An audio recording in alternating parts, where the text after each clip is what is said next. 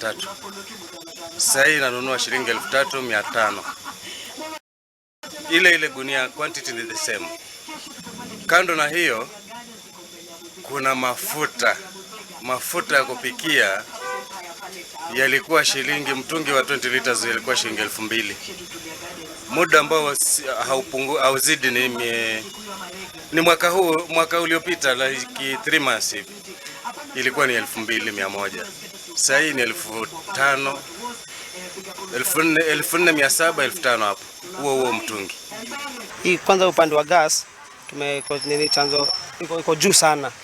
Juu kulingana on Friday, Saturday hapo walituongezea bei. Na pia sisi ikabidi tuongeze hapa kwa wanunuaji wetu. Sasa kulingana sasa kama hii gas ndogo 6 kg, mimi kwangu hapa inatoka 1350. Hii nyingine ya 13 kg 2850. Si ujumbe penye tunajaza gas huko ndo walituambia.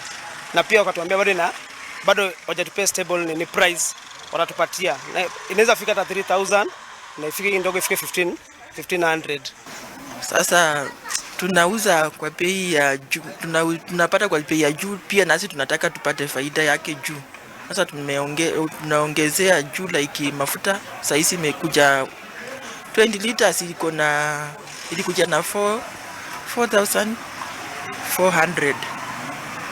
Sasa tunaongezea juu, tunauza kama 260 per liter. Na hata mchele, maragwe, unga pia imepanda pia. Naye pia tunatoa zaidi ya Jogoro.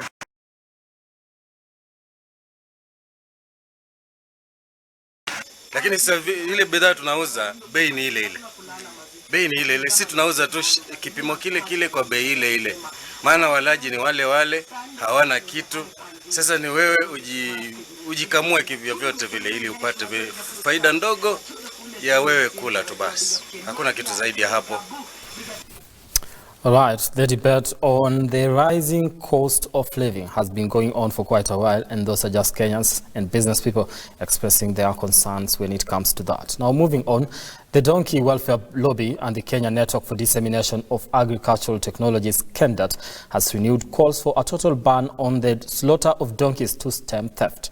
Now, according to them, donkey is the most valuable domestic animal based on